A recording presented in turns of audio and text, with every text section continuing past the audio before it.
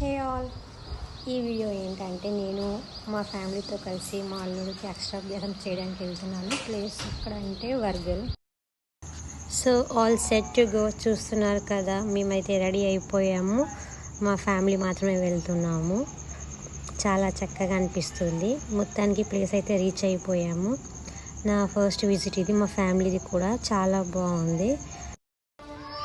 Now we are at Wargal Saraswati టెంపుల్కి అయితే వచ్చేసాము. చాలా బాగుంది ప్లేస్ అయితే. వావ్, చాలా పీస్ఫుల్గా ఉంది.